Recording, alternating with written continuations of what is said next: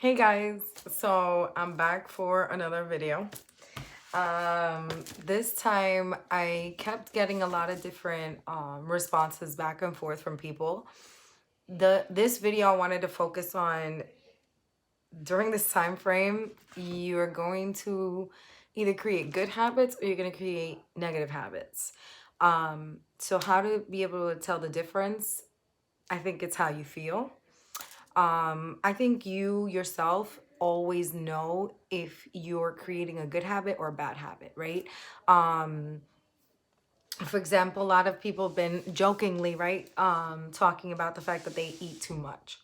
Or what are they choosing to eat? Can you choose to eat healthier? And why are you choosing to eat this, right? So a lot of that is self-soothing. It makes me feel better. I feel less anxious. I feel less stressed. So one of the coping mechanisms I say is like, first, own your feelings, right? And when I say that, I mean like name them. Like, okay, you know what? Right now I'm feeling anxious. What does anxious feel like, and what does anxious make me do? So that's one. The second thing is like when I'm feeling depressed, right? Or am I feeling depressed right now? I feel confined. I feel like I'm not able to be myself. There are other ways that you can be yourself, right? Self-expression, creativity, having conversations, kind of using your skill set in different forms. That's what this whole situation is trying to teach us. How can we use our skill set in a different way? And I think that's something that can definitely help when those feelings of anxiety and depression kind of like show up. Sorry. The other thing I kept seeing was like falling into like toxic habits, right? I'm bored, I'm stressed, I'm overwhelmed, let me call my ex. Girl, homeboy, that is not a good idea. They're your ex for a reason.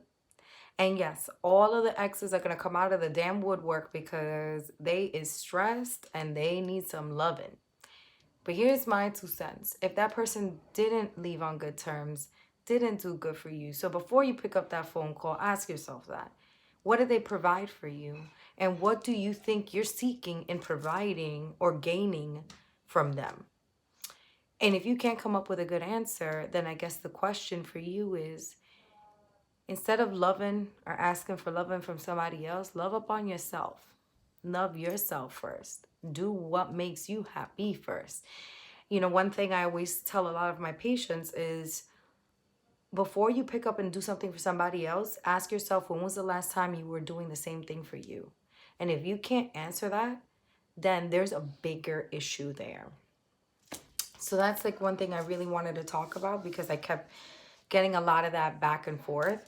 Um, I also feel like we gotta watch repeated behaviors, right?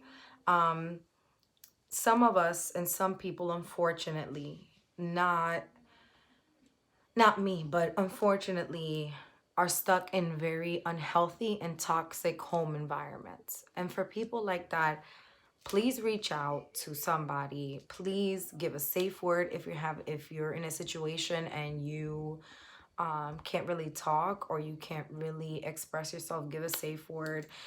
Reach out to a friend. We're all in this to try to help. There's also a hotline. I think I posted it. I'll find it again and I'll repost it. But I think that that's really important to kind of think about. Because if you're in a toxic environment and you know it's not healthy for you, being mindful of that and how that may be affecting you is also something that, I want to bring to your self-awareness. Now, if you're in that situation, I think it's also really important to, one, remember why this is toxic. Do not allow yourself to be manipulated. And if you feel like that is happening, um, I would suggest writing in a journal, like your feelings and your thoughts. If you don't want to write in a journal so that they don't find it, or you feel like somebody might see what you're doing, write it in a note on your phone.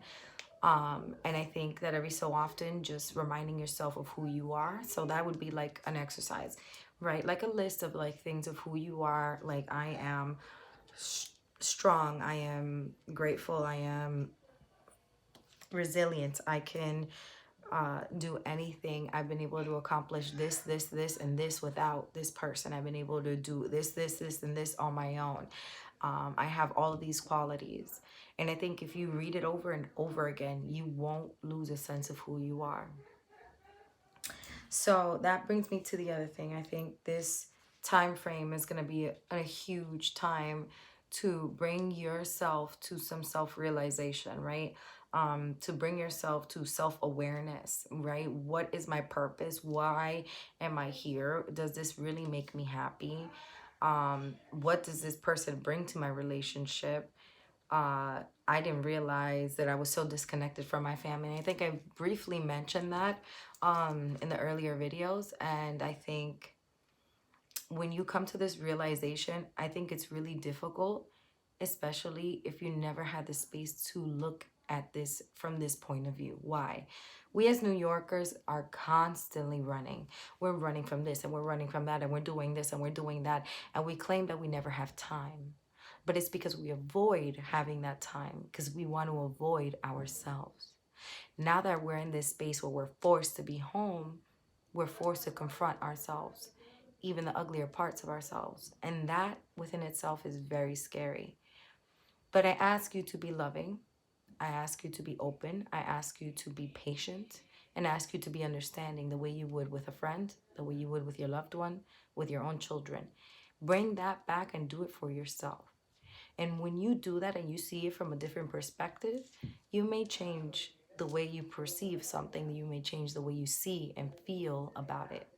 That's the one thing I always tell people when I am helping them kind of change a behavior. I say that I pray in this way, right? For those who don't believe in prayer, that's fine, but this is just my modality for me. When I say a prayer for anybody, I pray for three things. And in this sequence, I pray for the knowing, I pray for the acknowledging, and I pray for the change. Why? If you don't know that you're doing something wrong, how can you begin to change it? You can know something but not want to acknowledge it. And then if you know and acknowledge, it's only up to you to change that behavior. And so my words of wisdom and my thoughts are, when you're going through this, remember why you're doing what you're doing. Remind yourself why other things are more important to you, and always bring it back to what's best for you, because you are what matters in this situation. If you're not okay, your family can't be okay, your friends can't be okay, your loved ones, your children, they're not going to be okay if you're not okay. So you really need to take care of yourself, even if it's for 5 minutes while you're in the shower. And if you don't have that space to do it, try to take a moment when everyone's asleep to take that moment for yourself, whether it's meditation, whether it's music, anything. Find a way to find yourself during this time. And remember to not fall into toxic habits, to you, at least to your best ability. And if you need help, please reach out. I'm sending you guys always lots of love and lots of patience and understanding of yourselves. And if you ever just want to talk, like I said, reach out. Okay? Take care. Good night.